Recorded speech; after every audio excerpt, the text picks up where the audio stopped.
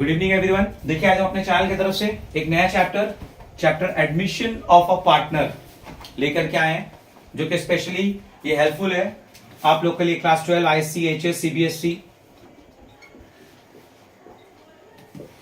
किसी भी बोर्ड के लिए काफी इंपॉर्टेंट होगा ये।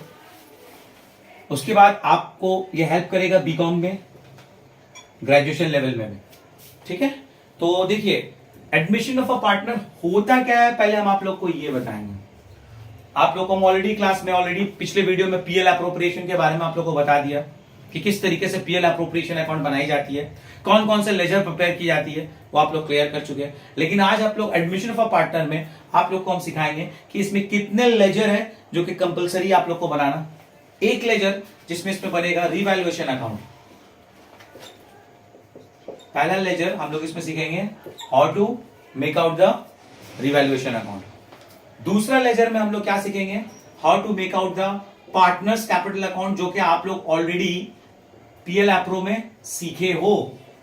Correct, partner same in the same way, सारे पार्टनर्स का नाम होगा। बस पीएल एप्रोप्रिएशन अकाउंट में आप लोग ये बैलेंस शीट नहीं करते थे, यहां पर आप लोगों को एक एडिशनल स्टेटमेंट बनाना है जो कि है बैलेंस शीट का, जिसमें आप लोगों को दिखाना पड़ेगा कि आपका क्या लाइबिलिटीज और क्या एसेट्स है। ठीक है, लाइबिलिटीज आप जानते हो, बैलेंस शीट आप जानते हो क्या क्या चीज होता है इसमें। तो let's talk about revaluation account. Revaluation account भी वही रूल फॉलो करता है जो PL appropriation account rule follow करता है। ठीक है, पीएल अप्रोप्रिएशन अकाउंट का जो रूल है वही आपका रिवैल्यूएशन अकाउंट का भी रूल है। ठीक है, तो पीएल अप्रोप्रिएशन अकाउंट जो रूल फॉलो करते हैं, debit all expenses and losses, credit all income and gain.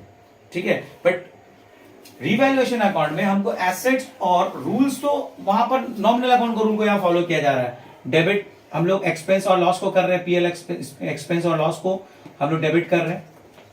ठीक है, क्रेडिट किसको कर रहे हैं, इनकम और गेन को। ये किसमें कर रहे हैं हम लोग, किसमें कर रहे हैं, पीएल अप्रोप्रिएशन अकाउंट का लेजर हम लोग बनाते हैं, सारा इनकम को इस तरफ लिखते हैं, एक्सपेंसेस को इस तरफ लिखते हैं ना। जैसे नेट प्रॉफिट आप यहाँ लिखते हो, हम लास्ट सब बताया, आप यहाँ नेट प्रॉफिट लिखते हो, आप यहाँ ड्राइंग्स लिखते हो, आप यहाँ कैपिटल लिखते हो, यहाँ पर सैलरी लिखते हो, एक्सपेंसेस लिखते हो ना। तो इसमें हम लोग क्या फॉलो करते हैं, पीएल अप्रोप्रिएशन अकाउंट को फॉलो करते हैं। बट आज जो भी हम तुम सीखने जा रहे हो रिवैल्यूएशन अकाउंट, जो कि सबसे पहला लेजर है, जिसमें आपको एक तो सिंपल सा ट्रिक बता रहे हैं। इस ट्रिक के जरिए आपका रिवैल्यूएशन अकाउंट बहुत आसान होने वाला है। देखिए दोस्तों कितना आसान हो जाएगा ये आप लोगों के लिए। हमने लेजर क्लियर कर दिया, रिवैल्यूएशन अकाउंट सामने आप लोगों का। बैलेंस शीट में दो चीजें होती है, एक लाइबिलिटीज और दूसरा क्या होता है, एसेट्स। अब कोई भी अकाउंटेंसी की दुनिया में अगर हम लोग आएंगे, अकाउंटेंसी के वर्ड में देखेंगे, तो एंटायर बिजनेस, हम कोई भी तरह का बिजनेस करेंगे, चाहे छोटा हो चाहे बड़ा हो, मेरा कभी एसेट्स बढ़ेगा तो कभी एसेट, उसी तरीके से लाइबिलिटीज बढ़ेगा और लाइबिलिटीज मेरा घटेगा। तो आपको एक रूल याद करना होगा, आपका कहीं पे एसेट इंक्रीज करेगा तो कहीं पे एसेट्स डिक्रीज भी करेगा। उसी तरह से लाइबिलिटीज आपका इंक्रीज भी करेगा और लाइबिलिटीज आपका डिक्रीज भी करेगा। अब मसला ये देखना है कि इसमें हमको क्या करना है। अब आप देखो सर कहां पे इंक्रीज करेगा, कहां पे डिक्रीज करेगा।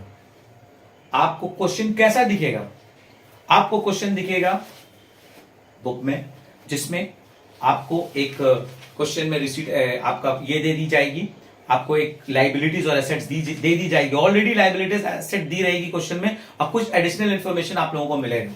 तो आपको लाइबिलिटीज की चीज को लाइबिलिटीज में ही देखना है, एसेट की चीज को एसेट में। आप बैलेंस शीट बनाओगे तब ना, लेकिन रिवैल्यूएशन अकाउंट में आप क्या देखोगे, अरे एक लाइबिलिटीज है, लाइबिलिटीज किस तरफ दिखता है, लेफ्ट साइड में, एसेट किस तरफ दिखता है, राइट साइड में। तो जो बॉक्स लाइबिलिटीज है उससे तो हमको समझ में नहीं आएगा बढ़ रहा घट रहा।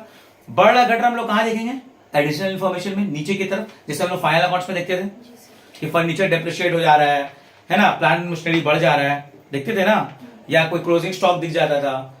फाइनल अकाउंट हम लोग क्लास 11 में किए, देखते थे ना हम लोग, या प्रीपेड इंश्योरेंस दिख जाता था, इंश्योरेंस क्लेम दिख जाता था, सब कुछ दिखता था ना। उसी तरीके से यहाँ पर भी कुछ एडजस्टमेंट दिखेगा, जिस एडजस्टमेंट में आप लोग को ये पता चलेगा कि कहीं पर एसेट्स, मान लो तुम्हारा बिगनिंग में एसेट में फर्नीचर 10,000 दिया हुआ है, मान लो एक फर्नीचर का नाम लेते हैं क्या, एसेट 10,000।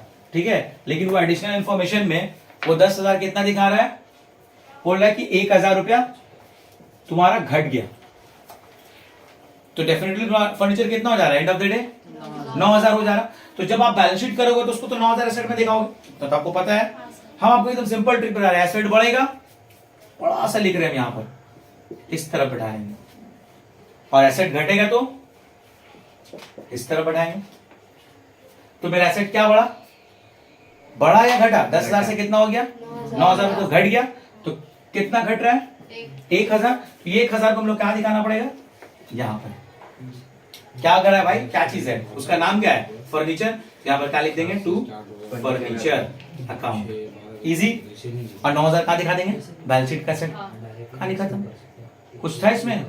और अगर यही चीज अगर 10 से बढ़ करके 2,000 अगर बढ़ जाता, 2,000 अगर बोल देता ऐड आता फर्नीचर, हम और एक्स्ट्रा खरीद के लेके आ जाते, तो कितना आ जाता? वो 12,000 बैलेंस शीट में दिखाते। तो हमको एसेट को कहां दिखाना पड़ता? इस तरफ। क्या लिख करके? Bye furniture. वो एसेट का नाम मालूम होना चाहिए आपको। फर्नीचर खरीदा आपने कितने का? 2,000। ओके, 2,000 बढ़ रहा है। ऑलराइट, 2,000 बढ़ रहा है। ओके,